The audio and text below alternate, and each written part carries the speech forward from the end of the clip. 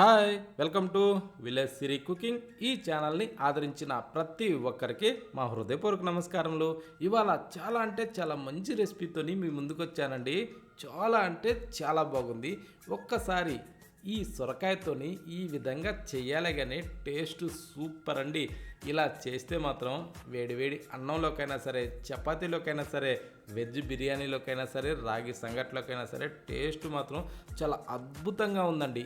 ఈ విధంగా చిక్కగా గ్రేవీగా చేస్తే నచ్చని వాళ్ళు అంటూ ఎవరు ఉండరండి. దీన్ని ఎలా చేయాలంటే ఒక్కసారి మనం మంచి లేత సొరకాయని తీసుకోవాలండి. ఇదేంటంటే మన ఇళ్ళ మధ్యలో పెంచుకుంటూ ఉంటాం కదండి సొరకాయ. ఆ కాయలు ఏంటంటే మంచి రుచిగా ఉంటాయండి. ఓకేనా? అలాంటి కాయ దొరికినప్పుడు మాత్రం ఎవ్వరు కూడా మిస్ కాకండి. ఇంకా ఇళ్ళ దగ్గర ఎడన్నా మీ ఇళ్ళ పక్కన ఉన్నా కూడా వాళ్ళకి ఒక 10-20 రూపాయలు ఇచ్చి కొనుక్కొని తెచ్చుకొని ఈ టైప్లో చేసుకోండి. రుచి మాత్రం చాలా అద్భుతం అండి. అది మంచి లేతకాయ తీసుకోండి, కొంచెం ముదురుది మాత్రం వద్దండి. ఇలా కొంచెం లేతకాయ తీసుకుంటే ఆ దబ్బ నోట్లో పెట్టుకోగానే అంత రుచిగా ఉంటుందండి. ఓకేనా? అంటే ఈ కర్రీలో ఈ టైప్ చేస్తే ఆ దబ్బ అంత రుచిగా వస్తుంది. అందుకోసం అనేసి చెప్తున్నా. ఇప్పుడు మనం ఏంటంటే ఈ సొరకాయని ఈ విధంగా మీద తోలు తీసేసి ఈ టైప్లో కొంచెం పెద్ద ముక్కలుగా కట్ చేసుకోవాలండి. ఎందుకంటే ఈ కర్రీలో మనం ఈ విధంగా చేస్తే ఈ దబ్బ సింపుల్గా కరిగిపోద్ది కాబట్టి అందుకనేసి కొంచెం పెద్ద సైజులో ఈ దబ్బల్ని కట్ చేసుకోవాలి. ఓకేనా? చూడండి, ఇంకా గింజ కూడా సరిగ్గా ఏర్పడలేదండి. అంత మంచి కాయ. ఓకేనా? అలాంటి కాయని తీసుకోవాలి. తీసుకున్న తర్వాత ఇప్పుడు ఈ విధంగా కట్ చేసాం కదండి. కట్ చేసిన తర్వాత ఈ కట్ చేసిన దబ్బలన్నీ ఒక బౌల్లోకి తీసుకోవాలండి. ఎందుకంటే మనం దీన్ని కొంచెం కలిపి ఊరబెట్టుకోవాలి కాబట్టి దానికి సరిపడా అలాంటి బౌలు తీసుకునేసి ఈ దబ్బల్ని దాంట్లో వేసేసుకొని ఇప్పుడు దాంట్లోకి 1 టేబుల్ స్పూను సాల్ట్ వేసి ఆ తర్వాత సగం టేబుల్ స్పూన్ వరకు పసుపు కూడా వేసుకోవాలండి. ఈ పసుపు సాల్ట్ 2 వేసిన తర్వాత ఈ విధంగా మనం బాగా కలుపుకోవాలి. అంటే ప్రతి ఒక్క దెబ్బకు కూడా మనం వేసిన ఈ పసుపు ఈ సాల్ట్ బాగా అతుక్కోవాలండి. అంటే బాగా కలిసిపోయి మనం ఊరబెట్టినప్పుడు ఇందులోకి కొంచెం నీరు టైప్లో రావాలండి దెబ్బకి. ఆ టైప్లో రావడానికి ఇప్పుడు మూత పెట్టి ఒక 10 నిమిషాలు ఊరబెడదాం.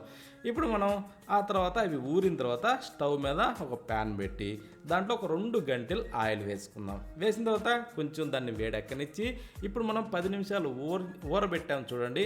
ఆ ఊరబెట్టిన సొరకాయ దబ్బల్ని ఆ నూనెలో వేసుకునేసి ఇలా కొంచెం తిరగేసుకుంటూ ఈ దబ్బలు ఏంటంటే మరీ డీప్ ఫ్రై చేయకూడదండి. అంటే 100% వీటిని వేగనిచ్చుకోవాలి. ఈ విధంగా ఏంటంటే ఈ 70% ఏదైతే ఈ దబ్బ వేగిందో ఈ విధంగా వేగిన వాటిని తీసి ఒక ప్లేట్లో అయితే వేసుకోవాలి. వేగిన తర్వాత ఇప్పుడు మనం ఈ దబ్బలన్నీ తీసాం కదండి. ఈ ప్లేట్లో వేసిన తర్వాత ఇప్పుడు మనం సేమ్ అదే ఆయిల్లో మనకు కొంచెం ఆయిల్ ఎక్కువ అనిపిస్తే మాత్రం తీసి కొంచెం పక్కన పెట్టుకోవచ్చు, ఇబ్బంది లేదు. ఆ తర్వాత దాంట్లో తాలింపు గింజలు, వెల్లుల్లిపాయలు. తాలింపు గింజలు 1 టేబుల్ స్పూన్ వేసుకునేసి వెల్లుల్లిపాయలు అండి ఒక 10 పీసుల వరకు వేసుకునేసి ఇలా ముక్కలు నలిపి వేయాలి. వేసిన తర్వాత ఇప్పుడు ఎండుమిరపకాయలు ఒక 2 ఇరిసి వేసి ఒక 2 ఉల్లిపాయలని ఇలా చిన్నగా కట్ చేసి వేసి ఒక 4-5 పచ్చిమిరపకాయలని ఇలా చీరి అందులో వేసి 4 రెబ్బలు కరివేపాకు దూసి అందులో వేసేసుకునేసి ఇలా కలుపుతూనే దీన్ని మనం కలర్ వచ్చేంత వరకు అయితే వేగనిచ్చుకోవాలండి. అంటే మంచి గోల్డెన్ బ్రౌన్ కలరు ఈ ఉల్లిపాయలను అయితే మనం రానిచ్చుకోవాలి. అది సన్న మంట మీద, మంట హైలో ఉంచి మాత్రం వేగనియద్దు. ఓకేనా? ఇప్పుడు దాంట్లోకి అల్లం వెల్లుల్లి పేస్ట్ కొంచెం వేసుకునేసి ఇది కూడా పచ్చి వాసన పోనీయాలండి. ఈ అల్లం వెల్లుల్లి పేస్ట్ ఎప్పుడు వేసినా అది కొంచెం పచ్చి వాసన పోతేనే ఆ కర్రీ మంచి రుచిగా వస్తుంది. ఓకేనా? ఇప్పుడు దీంట్లో కట్ చేసిన ఉల్లిపాయలండి ఒక 2 లేదా 3, చిన్నవి అయితే 3, పెద్దవి అయితే 2 ఉల్లిపాయలని ఇలా రౌండ్ షేప్లో కట్ చేయండి. సింపుల్గా మెత్తబడిపోతాయండి ఇవి. ఈ టైప్లో మూత పెట్టేసి ఒక 2-3 నిమిషాల పాటు అలా మగ్గనివ్వండి. చూడండి, సింపుల్గా ఇలా కరిగిపోతాయి టమోటాలు. ఈ విధంగా మనం బాగా వేగనిచ్చుకొని ఇప్పుడు మనం కొంచెం అడుగు పట్టుకోకుండా లైట్గా అలా తిరగేసుకునేసి ఇప్పుడు స్పైసీ తగ్గట్టుగా కారం ఒక 2 టేబుల్ స్పూన్లు కారం అందులో వేసుకోవాలి.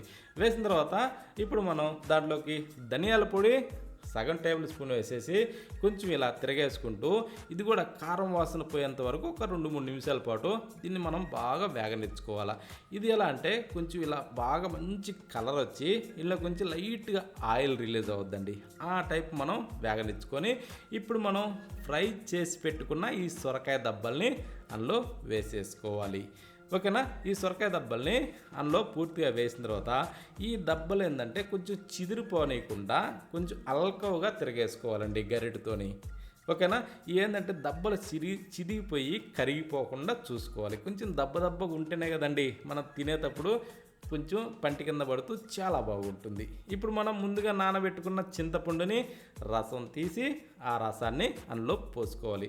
అంటే నేను ఒక నిమ్మకాయ సైజు చింతపండు తీసుకొని అది కూడా ఒక 10 నిమిషాలు నానబెట్టి ఇలా నీటిలో బాగా పిసికి ఈ టైప్లో మనకి సూపు ఎంత కావాలో అంటే గ్రేవీ ఎంత కావాలో అంత పోసుకునేసి ఆ తర్వాత రుచికి సరిపడా సాల్ట్ అందులో వేసిన తర్వాత కొంచెం బెల్లం అండి, ఒక చిన్న గడ్డ వేసుకునేసి ఇప్పుడు దాన్ని కూడా ఈ టైప్లో బాగా కలుపుకునేసి ఇప్పుడు మనం మూత పెట్టి ఒక 6 నుంచి 8 నిమిషాలు అంత సమయం పడుతుందండి ఇది ఇలా ఉడకటానికి.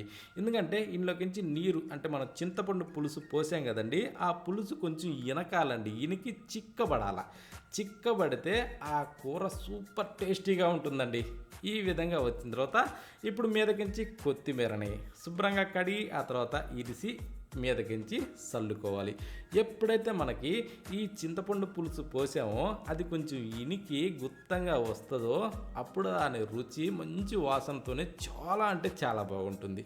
ఓకేనా. మనకి ఎంత పులుసు అవసరమో అంత వచ్చేంత వరకు చూసుకునేసి రుచికి సరిపడా సాల్ట్ ఇవన్నీ కరెక్ట్గా ఉన్నాయా లేదా చెక్ చేసుకునేసి ఇక స్టవ్ ఆఫ్ చేసుకోవడమేనండి. చూడండి ఎంత సింపుల్గా దీన్ని తయారు చేయొచ్చో. ఈ విధంగా చేయాలే కానీ వేడి అన్నంలో ఈ కూరను కాస్త ఒక గంటి వేసుకొని అలా కలుపుకొని తింటుంటే ఖచ్చితం ఏళ్ళుతో కూడా నాక్కుంటూ మరి తింటారండి, అంత రుచిగా ఉంది. ఈ కర్రీని మాత్రం ఎవ్వరు కూడా మిస్ కావద్దండి. కానీ నేను చెప్పిన విధంగా ఆ కాయను మాత్రం మంచి లేతకాయ తీసుకోండి, రుచి మాత్రం సూపర్ ఉంటుందండి, ఎవ్వరూ మిస్ కావద్దు.